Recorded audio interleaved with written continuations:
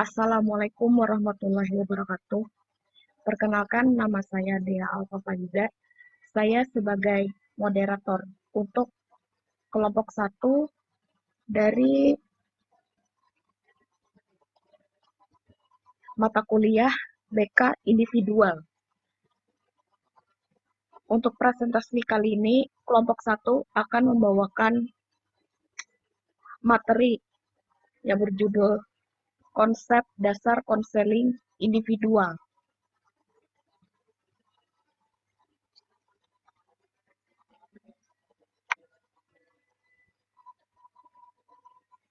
Berikut adalah nama-nama kelompok dari kelompok kelompok 1 untuk konsep dasar konseling individual. Ada Ayu Handayani, ada Fahrin Hamid Simatupang, ada Marsinah, ada Muhammad Aditya Ramadan, ada Norita Fajriyati, ada Raihatul Jannah, Siti Fatimah, dan saya sendiri. Baik,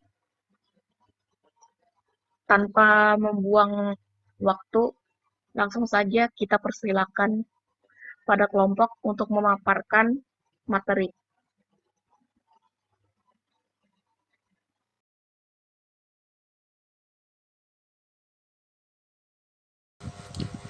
Selanjutnya, perkenalkan, nama saya Muhammad Aditya Ramadan, NIM 1910-123-210030. Di sini saya akan menjelaskan tentang pengertian konseling. Menurut Praitno Herman Amti, 2004, konseling merupakan proses pemberian bantuan yang dilakukan melalui wawancara konseling oleh seorang ahli kepada individu yang sedang mengalami masalah, yang bermuara pada teratasinya masalah yang dihadapi oleh individu tersebut. Menurut Winkel, berpendapat bahwa konseling merupakan serangkaian kegiatan paling cocok dari bimbingan dalam usaha membantu konseli secara tatap muka dengan tujuan agar klien dapat mengambil tanggung jawab sendiri terhadap berbagai persoalan atau masalah khusus. Dan selanjutnya, pengertian konseling individual. Konseling individual menurut Thohirin adalah pemberian bantuan yang dilakukan melalui hubungan yang bersifat face-to-face relationship atau hubungan empat mata yang dilaksanakan antara konselor dan klien. Selanjutnya, menurut Wills, konseling individual adalah pertemuan konselor dengan klien secara individual di mana terjadi hubungan konseling yang bernuansa report dan konselor berupaya memberikan bantuan untuk pengembangan pribadi klien serta klien dapat mengantisipasi masalah-masalah yang dihadapinya. Selanjutnya akan dilanjutkan oleh teman saya. Terima kasih.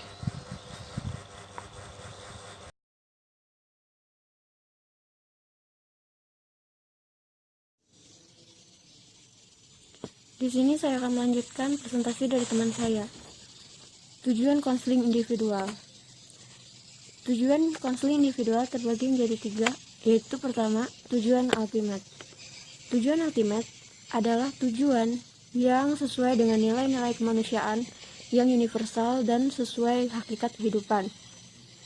Yang kedua, tujuan intermediate. Tujuan konseling yang berhubungan dengan tujuan utama individu datang melakukan konseling, seperti membantu konseling agar berkembang menjadi individu yang konstruktif dan sehat mental, serta konseling dapat memahami dan mengembangkan potensi dirinya. Yang ketiga, tujuan immediate. Tujuan immediate adalah tujuan dari setiap sesi atau peristiwa dalam konseling. Selanjutnya akan dilanjutkan oleh teman saya.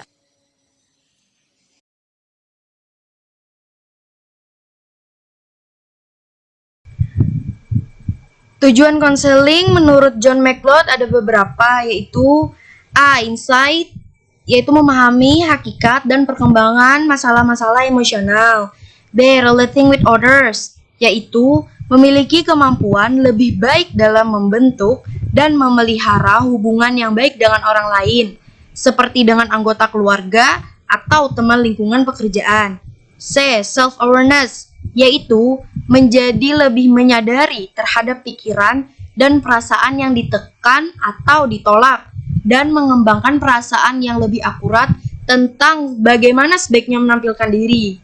D. Self-acceptance, yaitu mengembangkan sikap positif terhadap diri sendiri.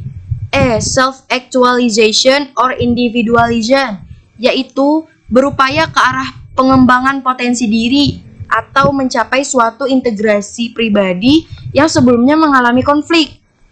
F. Enlightenment, yaitu mencapai tahapan spiritual yang tinggi.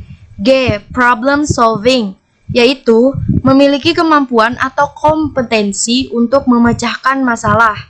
H. Psychological education, yaitu memiliki gagasan atau teknik untuk memahami dan mengontrol tingkah laku. Dilanjutkan teman saya.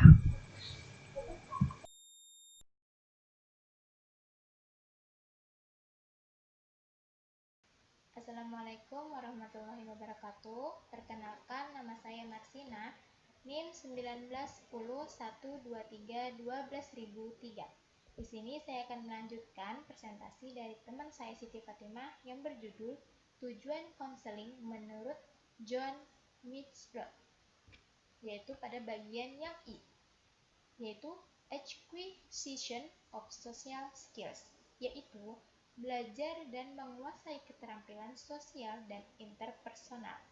Selanjutnya yaitu yang J, Cognitive Change, yaitu kemampuan untuk memodifikasi atau mengganti keyakinan-keyakinan yang tidak rasional atau pola-pola pikir yang maladaptif yang berhubungan dengan tingkah laku deskriptif.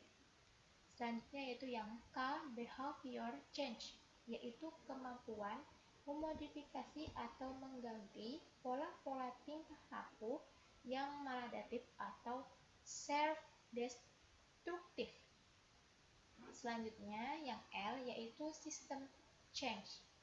System Change yaitu kemampuan untuk menyesuaikan diri dengan perubahan yang terjadi di dalam sistem sosial. Lalu selanjutnya yaitu yang M, Empowerment, yaitu memiliki keterampilan untuk bekerja dan kesadaran atau pengetahuan untuk mengontrol kehidupannya. Lalu selanjutnya yaitu yang N, Restitution, yaitu memiliki kemampuan dan kemauan untuk memperbaiki atau mengubah tingkah lakunya. Selanjutnya yang terakhir yaitu yang O, Generativity and Social Action, yaitu memiliki rasa senang dan kemampuan untuk memperhatikan orang lain atau berkontribusi terhadap kehidupan orang banyak atau di dalam lingkungan masyarakat. Sekian presentasi dari saya, selanjutnya akan dilanjutkan oleh teman saya. Terima kasih. Wassalamualaikum warahmatullahi wabarakatuh.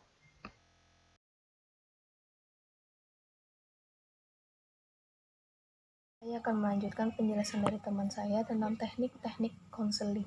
Bagi seorang konselor, tentu menguasai teknik konseling adalah sebuah keharusan. Kenapa? Karena dengan memahami teknik-tekniknya, konselor dapat memahami dengan baik tujuan dari konseling yang dilakukannya bersama dengan konseli. Adapun teknik-tekniknya, yang pertama ada attending atau perilaku. Bagaimana seorang konselor melakukan pembawaan diri saat dengan konseli, entah itu melakukan kontak mata, gerakan tubuh, dan hal lainnya, sehingga mempermudah konselor untuk membuka pembicaraan dengan konseli. Yang kedua ada empati. Empati ialah kemampuan konselor untuk merasakan apa yang dirasakan klien. Empati dilakukan bersama dengan attending. Maksudnya, attending tidak akan ada tanpa adanya empati. Empati terbagi menjadi dua. Yang pertama ada primer. Primer yaitu suatu bentuk empati yang hanya memahami perasaan, pikiran, keinginan, dan pengalaman klien. Tujuannya agar klien terlibat pembicaraan dan terbuka dengan konselor. Yang kedua ada empati tingkat tinggi, yaitu apabila kepahaman konselor terhadap perasaan, pikiran, keinginan, serta pengalaman klien lebih mendalam dan menyentuh klien, karena konselor ikut dengan perasaan tersebut. Keikutan konselor tersebut membuat klien tersentuh dan terbuka untuk mengemukakan isi terdalam lubuk hatinya. Yang ketiga ada refleksi. Refleksi itu bagaimana konselor menjabarkan kembali informasi yang telah dijabarkan oleh konseli. Refleksi terbagi menjadi 3. Yang pertama ada refleksi perasaan, yaitu keterampilan konselor untuk menjabarkan kembali perasaan klien dari hasil pengamatan. Yang kedua, refleksi pengalaman. Keterampilan konselor untuk memantulkan pengalaman klien sebagai hasil dari pengamatan. Yang ketiga ada refleksi pikiran atau konten, yaitu keterampilan konselor untuk memantulkan ide, pikiran, pendapat klien sebagai hasil dari pengamatan. Yang keempat ada eksplorasi, yaitu keahlian konselor dalam menggali lebih perasaan, pengalaman, dan isi pikiran dari klien. Hal ini penting karena kebanyakan klien itu menyimpan rahasianya sendiri, menutup diri, atau tidak mampu mengemukakan pendapatnya dengan terus terang. Mungkin beberapa ada yang hadir secara terpaksa sehingga dia itu enggan untuk mengemukakan perasaan dan pikirannya. Eksplorasi terbagi menjadi 3. Yang pertama ada eksplorasi perasaan, yaitu keterampilan konselor untuk menggali lebih perasaan klien yang tersimpan. Yang kedua ada eksplorasi pengalaman, yaitu keterampilan konselor untuk menggali pengalaman yang pernah dilalui oleh klien. Yang ketiga ada eksplorasi pikiran, yaitu keterampilan konselor dalam menggali ide,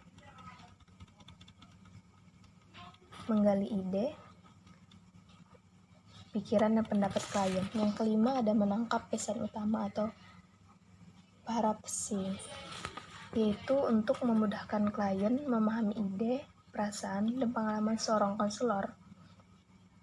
Perlu menangkap pesan utamanya dan menyatakan secara sederhana dan mudah dipahami dan bisa disampaikan konselor dengan bahasanya sendiri. Maksudnya itu kadang konseli itu susah dalam menjabarkan pengalamannya sendiri. Jadi seorang konselor itu harus pintar dalam mengungkapkan inti dari ungkapan yang disampaikan oleh klien. Selanjutnya ada bertanya untuk membuka percakapan atau open question.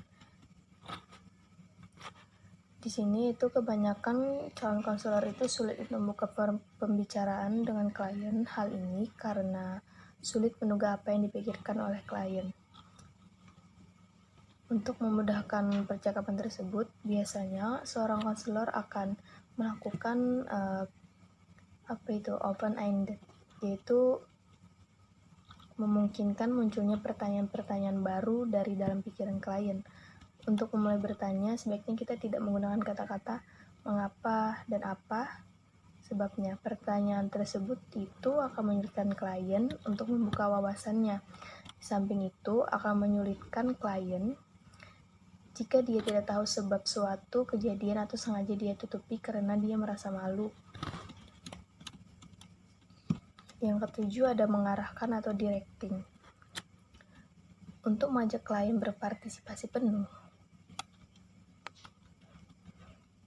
di dalam konseling, tentu ada ajakan dan arahan dari konselor.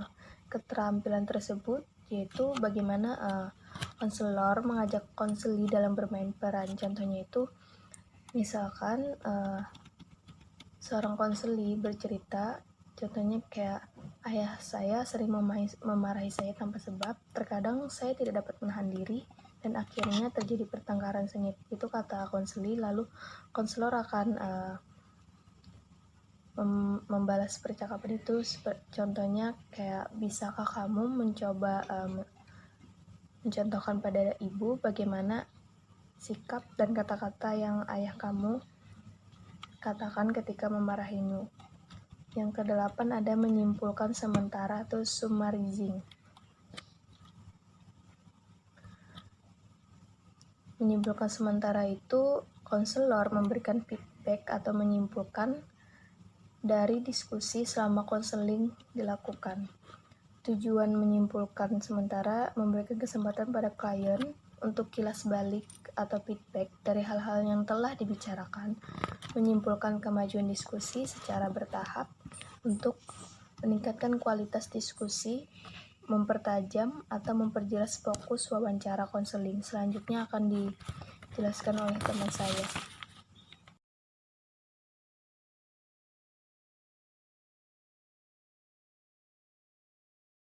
Baiklah, di sini saya akan melanjutkan menjelaskan tentang teknik-teknik konseling. Nah, di sini saya akan menjelaskan dari nomor 9 yaitu memimpin leading. Nah, yang dimaksud dengan memimpin leading di sini adalah seorang konselor harus mampu memimpin arah pembicaraan sehingga nantinya mencapai tujuan, tidak menyimpang kemana-mana dan tetap satu tujuan dan satu permasalahan saja. Dan yang 10 ada fokus.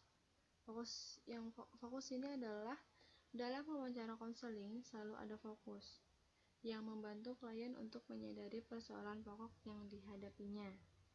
Ke-11 ada konfrontasi. Konfrontasi di sini adalah salah satu teknik untuk melihat adanya diskrepansi atau perbedaan antara perkataan dengan bahasa badan.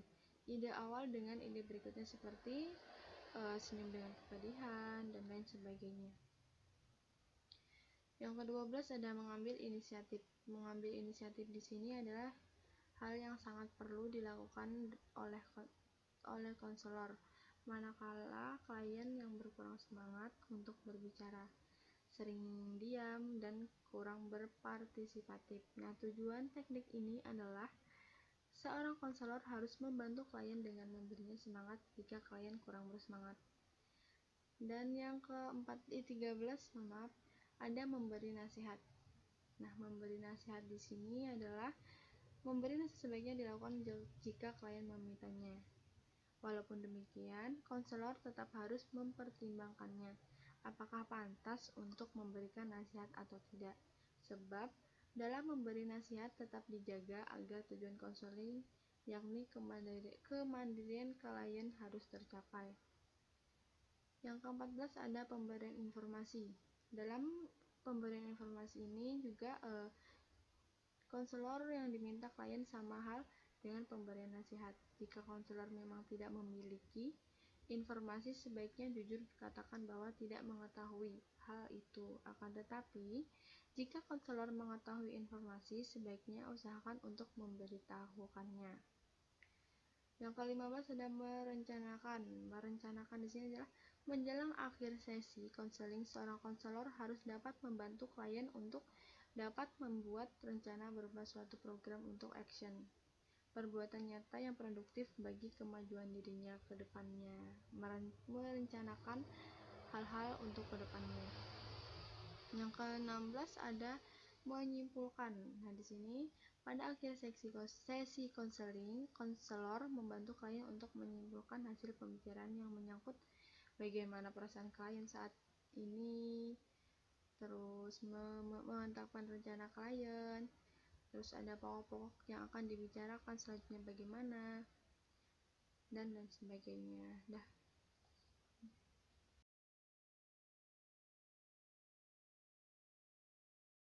Ya, assalamualaikum warahmatullahi wabarakatuh. Perkenalkan, nama saya Farhan Ahmad Simatupang dengan NIM 1910123110011. Di sini saya akan melanjutkan presentasi dari teman saya. Terima kasih sebelumnya. Baik, di sini saya akan mempresentasikan tentang faktor-faktor yang mempengaruhi proses konseling individual. Di sini kami menemukan ada 3 faktor yang mempengaruhi proses konseling individual tersebut. Yang pertama ada keseriusan masalah yang dipaparkan, yang kedua ada inisiatif, yang ketiga ada latar fisik. Masuk yang ke pertama yaitu keseriusan masalah yang dipaparkan. Mengapa sih keseriusan masalah yang dipaparkan itu masuk ke dalam proses konseling individual? Jadi gini, ketika ada sebuah konseli atau klien yang melaporkan tingkat gangguan yang dimilikinya itu lebih tinggi, maka ia akan menjalani lebih banyak pengobatan untuk mencapai kemajuan yang signifikan dibanding dengan seorang klien yang keseriusan masalahnya itu tergolong ringan. Jadi, maksudnya itu, semakin serius masalah yang dipaparkan oleh klien, maka ia akan mendapatkan pengobatan-pengobatan oleh konselor dan waktu penyembuhannya pun akan memakan waktu yang lama. Dibanding seorang konselor yang memaparkan sebuah masalahnya yang tergolong ringan, maka ia pun akan mendapatkan pengobatan yang lebih cepat dan waktu penyembuhannya pun tergolong lebih cepat dibanding oleh masalah yang tergolong berat. Jadi masalah di sini itu tergolong menjadi dua, yaitu berat dan ringan. Oleh karena itu, keseriusan masalah yang dipaparkan oleh klien akan membantu jalannya proses konseling individual. Kemudian yang kedua itu ada inisiatif. Nah, mengapa sih inisiatif itu merupakan yang mempengaruhi proses konseling individual? Inisiatif itu berarti gini, sebuah motivasi yang dilakukan untuk berubah. Dia inisiatif untuk berubah. Nah, memang sih kebanyakan konseli mendatangi konselor itu untuk menjalani suatu terapi, mencari alternatif masalah, dan untuk memecahkan masalah yang ada di dalam dirinya. Kebanyakan konselor dan teori konseli menganggap kiranya seorang konseli itu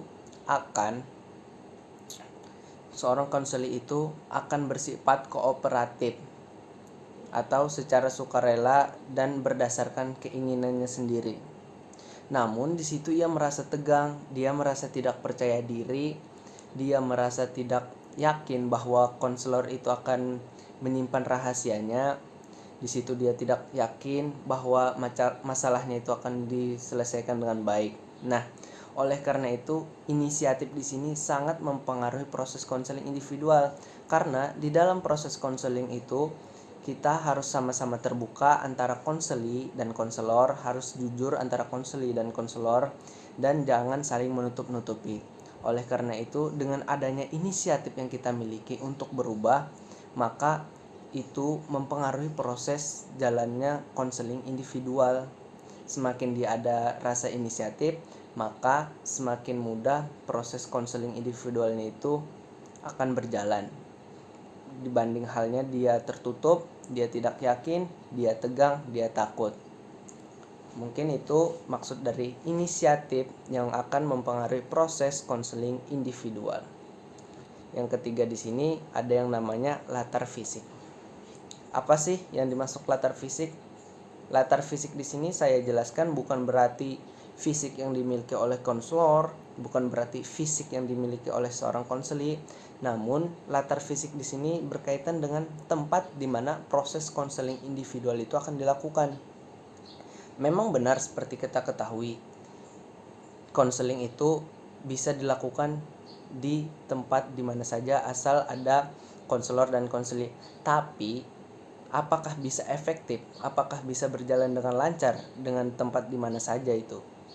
Nah, oleh karena itu, untuk memudahkan jalannya proses konseling individual diperlukan yang namanya tempat di dalam ruangan, tempat tertutup. Proses konseling tidak bisa dilakukan di taman kota atau tempat-tempat yang banyak manusianya, atau sering kita bilang itu ramai. Nah, kemudian latar fisik di sini sangat mempengaruhi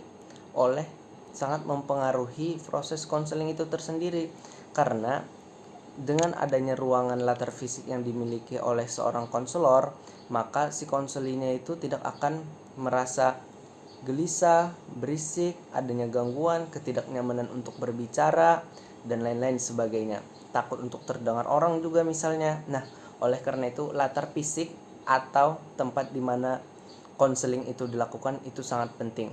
Harusnya latar fisik di sini atau tempat konseling yang akan dilaksanakan itu harus tertutup, nyaman, bersih, harum, dan lain sebagainya yang membantu proses konseling itu tersendiri.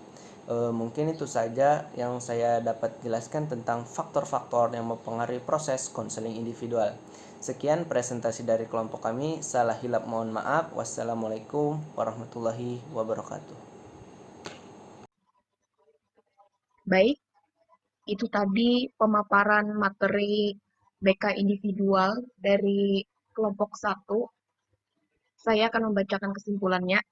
Menurut Wells, tahun 2013, halaman 159, konseling individual adalah pertemuan konselor dengan klien secara individual, di mana terjadi hubungan konseling yang bernuansa rapport, dan konselor berupaya memberikan bantuan untuk pengembangan pribadi klien, serta klien dapat mengantisipasi masalah-masalah yang dihadapinya. Konseling individual menurut Tolbert dalam Syamsu Yusuf tahun 2016 halaman 49 ialah hubungan tatap muka antara konselor dan konseling, di mana konselor sebagai seorang yang memiliki kompetensi khusus untuk memberikan suatu situasi belajar kepada konseli sebagai seorang yang normal, membantu konseli mengenali dirinya sendiri, situasi yang akan dihadapi di masa depan, sehingga konseli dapat menggunakan potensinya untuk mencapai kebahagiaan pribadi maupun sosial. Dan lebih lanjut, dia dapat belajar tentang bagaimana memecahkan masalah dan memenuhi kebutuhan di masa yang akan datang. Terima kasih.